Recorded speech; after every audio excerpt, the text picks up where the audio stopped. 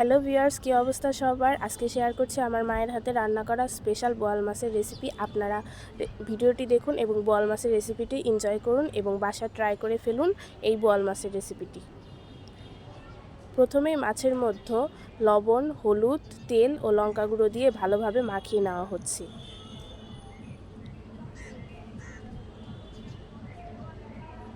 এরপর কড়াইয়ে তেল গরম করে আগে থেকে মাখিয়ে রাখা মাছগুলো ভাজার জন্য একে একে ছেড়ে দেওয়া হচ্ছে। এরপর মাছগুলো এপিট ওপিট ভালোভাবে ভেজে নিয়ে লালচে কালার আসলে তুলে নেওয়া হচ্ছে।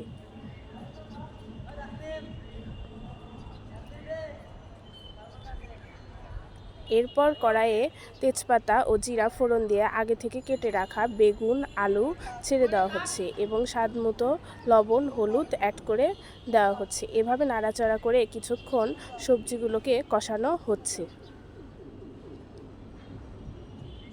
কষতে থাকা সবজিতে আরও কিছু পরিমাণ লবণ, হলুদ এবং জিরা বাটা, লঙ্কা গুঁড়ো অ্যাড করে ভালোভাবে কষানো হচ্ছে। এরপর কিছুটা জল অ্যাড করে দেওয়া হলো। জল দেওয়ার পর আবারও ভালোভাবে নাড়াচাড়া করে সবজিটাকে কষিয়ে নেওয়া হচ্ছে। জলটা যখন খানিকটা শুকিয়ে আসবে তখন আগে থেকে ভেজে রাখা মাছগুলো ছেড়ে দেওয়া হলো।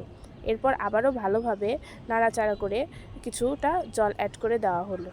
এরপর জলটা যখন কিছুটা ফুটতে শুরু করবে এবং কিছুক্ষণ দমে রেখে ঝোলটা নামিয়ে নিলেই চটপট তৈরি সুস্বাদু বোয়াল মাছের রেসিপি। আপনারা এই বোয়াল মাছের রেসিপিটি বাসায় দ্রুত ট্রাই করে ফেলুন এবং আমার চ্যানেলটি সাবস্ক্রাইব করুন।